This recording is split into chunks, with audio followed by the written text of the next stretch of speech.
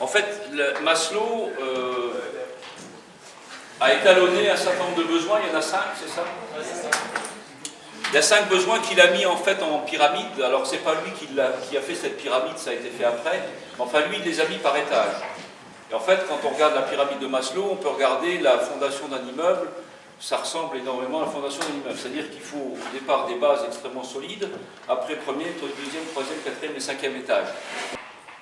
Là, encore une fois, le manager a toute son importance pour rééquilibrer en permanence ses forces. Le management, c'est de la recherche d'équilibre permanent. Comme dans un couple, c'est pareil. La vie du couple, c'est la vie de l'entreprise. 2 personnes dans un couple, 2 personnes complètement différentes, recherche d'équilibre. Fonctionne, fonctionne pas. Il y a des jours où on s'engueule, il y a des jours où on se fait des bisous. Voilà, c'est comme ça. Quoi, ça vous fait sourire les bisous? Ben oui, mais il faut les deux. Dans l'entreprise, c'est pareil. Il y a des périodes de stress où on est obligé d'y aller, on a des super résultats, tout le monde est content, on fait la fête. Oui. Le lendemain, on repart. C'est plus difficile. Donc c'est ça. Il n'y a pas de... Quand vous êtes au volant de votre voiture, vous n'êtes pas comme ça sur le volant. Vous êtes toujours en train de suivre la route. Et le management, c'est ça, suivre la route. Hein, c'est pas la ligne droite.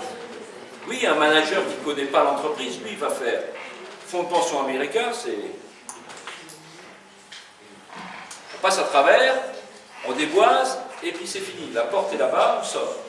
Non, chef d'entreprise, le vrai manager, c'est pas ça. C'est quelqu'un qui va slalomer entre les problèmes quotidiens, les résultats, le positif, le négatif, les départs, les arrivées, la formation, qui va bien, qui va pas bien, comment ça se fait que celui-là est malade.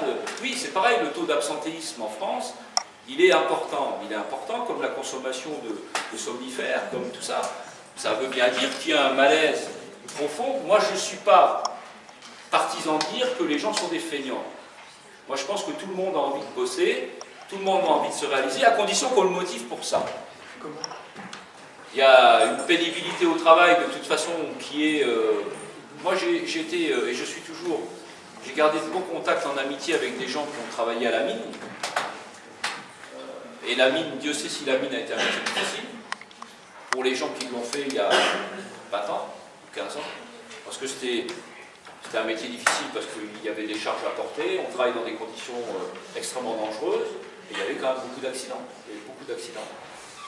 Quand je vois ces gens-là qui sont en retraite aujourd'hui, qui ont 65 ans, et à qui je pose la question, si ta vie était à refaire demain, qu'est-ce que tu ferais? Et qu'on me répond la même chose, je dis, mais pourquoi? Et là, on me répond, on dit, oui, mais parce que nous, on était...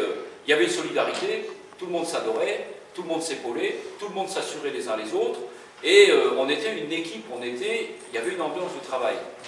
Aujourd'hui, on n'a plus cette ambiance de travail. On n'a plus cette solidarité. Alors, quand je dis on l'a plus, oui, ici on l'a encore dans certaines entreprises. Il ne faut pas non plus, je ne suis pas là non plus pour noircir le tableau, mais il va falloir qu'on revienne à des choses évidentes, d'ambiance, de reconnaissance, de respect tout simplement de l'individu, si on veut avoir des entreprises qualiteuses demain. On n'a pas le choix.